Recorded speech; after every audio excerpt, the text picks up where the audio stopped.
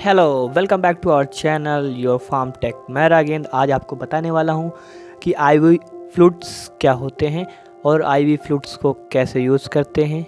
इन सारी चीज़ों के बारे में आपको इन्फॉर्मेशन देने वाला हूं। तो सबसे पहले हम बात करते हैं कि आईवी फ्लूइड होता क्या है।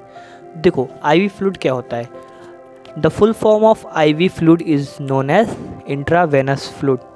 आईवी फ्लूइड को जो शॉर्ट फॉर्म में लिखा जाता है उसको हम लोग इंट्रावेनस फ्लूइड कहते हैं। इंट्रावेनस इन द सेंस जो हमारा फ्लूइड वेंस के थ्रू अंदर किया जाता है या वेंस के थ्रू हमारी बॉडी में इंजेक्ट किया जाता है, ऐसे फ्लूइड को हम लोग आईवी फ्लूइड कहते हैं। ठीक है, तो IV fluid is a intravenous fluid which directly injects in the veins. ठीक, आईवी फ्लूइड हमारा एक इंट्रावेनस फ्लूइड होता है जो कि डायरेक्टली इंजेक्ट किया जाता है हमारी वेन्स के अंदर।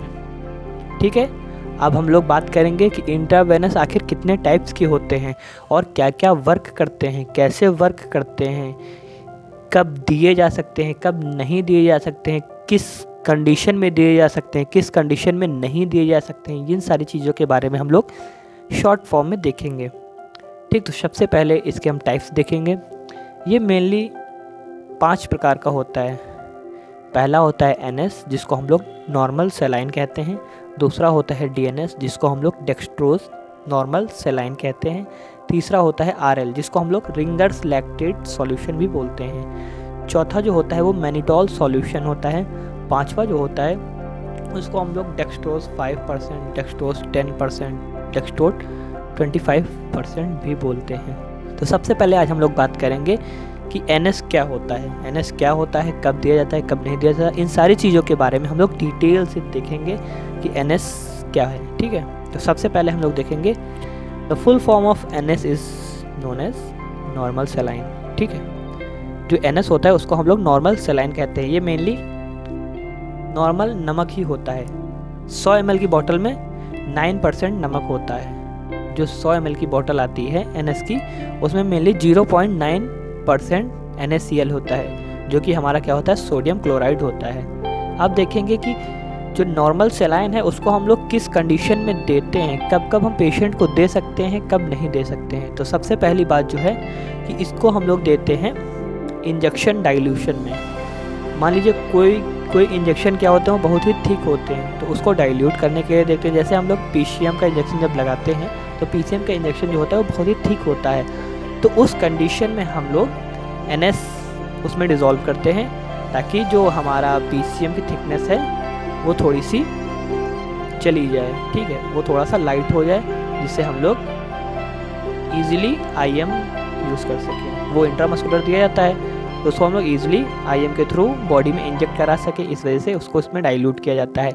दूसरा यूज इसका ये होता है कि ये जो होता है डिहाइड्रेशन में वर्क करता है। डिहाइड्रेशन में क्या वर्क करता है, डिहाइड्रेशन में हमारा मेनली क्या होता है, डिहाइड्रेशन में हमारा मेनली वाटर लॉस ही तो हो जाता है। तो वाटर लॉस की कमी को पूरा करने के लिए ये लगाया जाता है एनएस। ठीक, तीसरा क्या होता है, washing of cuts and wounds. जो हमारा नॉर्मल एक्सीडेंटल केसेस में जो कट्स लग जाते हैं या जो घाव वगैरह होते हैं उसकी जो सफाई करी जाती है वो भी हमारा ये नॉर्मल सेलाइन होता है, जिससे हम लोग साफ़ सफाई करते हैं। और हम इसका वाटर इम्बैलेंस को मेंटेन करने में भी इसका यूज़ कर सकते हैं। तो मेनली ये 4 या 5 चीज़ों में यूज़ होता है जो हमने आपको डिस्कस किया। अब देखिए, इसकी जो डोज होती है ये डिपेंड करती है पेशेंट की कंडीशन पे कि पेशेंट की कंडीशन कैसी है, उस अकॉर्डिंगली हम इसको देते हैं।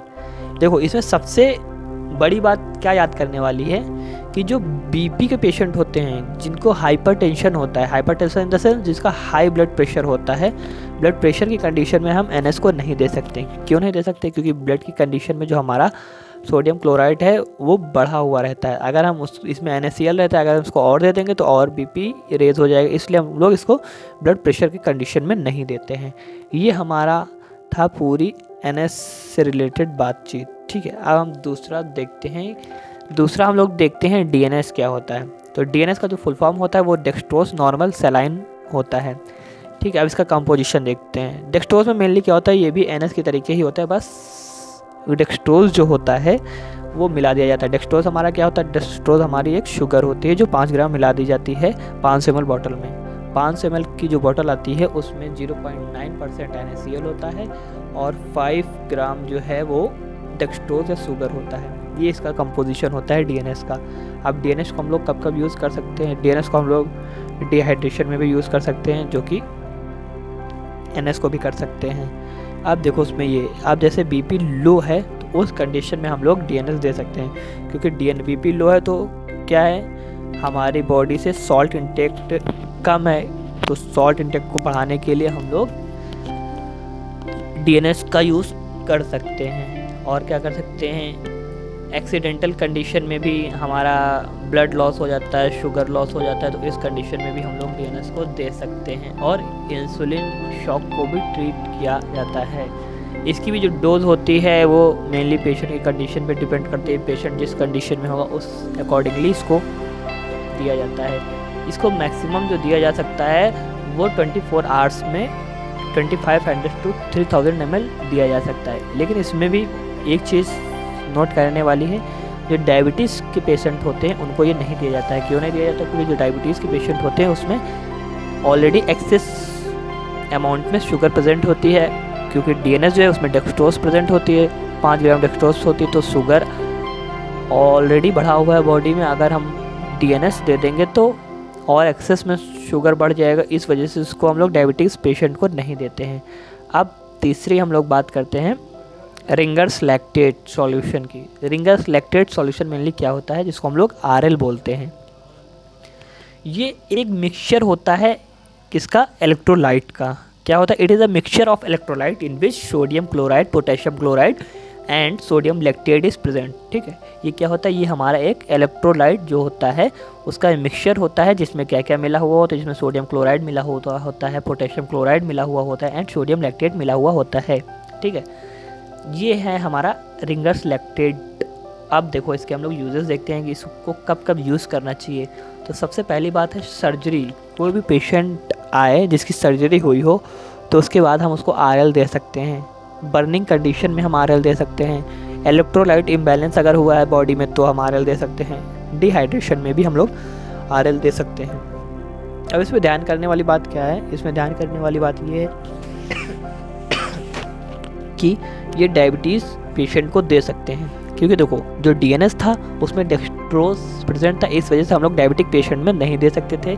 लेकिन जो RL होता है इसमें हमारा DNS वगैरह में जैसे मिला हुआ होता है शुगर, इसमें नहीं मिला हुआ होता है। ठीक है, इसमें sodium chloride, potassium chloride and sodium lactate वगैरह मिला हुआ होता है, तो ये हम लोग डायबिटीज़ पेशेंट को दे सकते हैं। इसकी जो डोज होती है वो भी पेशेंट की कंडीशन पर डिपेंड करती है कि पेशेंट किस कंडीशन में। मान लीजिए पेशेंट ज़्यादा सफ़र कर रहा है तो ऑब्वियस सी बात है ज़्यादा ही अमाउंट में RL लगेगा, अगर पेशेंट कम सफ़र कर रहा है तो कम RL लगेगा। मेनली इसको हम 24 आवर्स में 500 to 1000 ml चढ़ा सकते हैं। अब हम लोग बात करते हैं मैनिटॉल सॉल्यूशन की। मैनिटॉल सॉल्यूशन क्या होता है? मैनिटॉल सॉल्यूशन जो हमारा होता है ये एक टाइप का डाययूरेटिक सॉल्यूशन होता है जो यूरिन आउटपुट को इंक्रीज़ कर देता है। अब ये किस कंडीशन में दिया जाता है, पहले इसका कंपोजिशन देखते हैं। इसमें क्या होता है, 20 ग्राम मैनिटॉल जो है वो मिला हुआ होता है 100 ml की बॉटल में। अब इसके यूजेस देख लेते हैं। ये मेनली कब यूज़ किया जाता है, जब देखो तुम खुद ही आइडिया लगाओ। डाययूरेटिक्स है तो डाययूरेटिक क्या करता है, यूरिन आउटपुट को इंक्रीज़ कर देता है। जैसे BP वाला पेशेंट है, कभी कभी क्या होता है BP वाले पेशेंट को भी हम लोग डाययूरेटिक्स देते हैं ताकि उसका BP नॉर्मल हो जाए, तो उस कंडीशन में भी हम लोग दे सकते हैं। दूसरा होता है अगर हमारे बॉडी में फ्लूइड का अमाउंट ज़्यादा हो गया तो उस फ्लूइड के अमाउंट को डिक्रीज़ करने के लिए हम लोग मैनिटॉल सॉल्यूशन को देते हैं, क्योंकि यूरिन आउटपुट अगर इंक्रीज़ हो गया तो हमारी ऑब्वियस सी बात है हमारी बॉडी से फ्लूइड का जो एक्सेस अमाउंट था वो ओवर कम हो जाएगा, वो कम हो जाएगा। ठीक है, अब हम लोग बात करते हैं डेक्सट्रोज 5%, डेक्सट्रोज 10%, डेक्सट्रोज 25% क्या होता है। अब देखो ये भी मेनली DNS के तरीके ही होता है, जिसमें DNS पे क्या था 5 ग्राम डेक्सट्रोज मिली हुई होती थी 500 ml बॉटल में, तो इसमें भी क्या होता है 5 ग्राम शुगर मिली हुई होती है, तो D5 कहते हैं। 10 ग्राम शुगर मिली हुई होती है तो D10 कहते हैं। 25 ग्राम शुगर मिली हुई होती है तो D25 कहते हैं। बाकी इसके यूजेस जो हैं वो सेम एज DNS के तरीके ही हैं, तो इस पर हम लोग ज़्यादा फोकस नहीं करते हैं। आपको अगर ये वीडियो अच्छी लगी हो तो सब्सक्राइब करिए।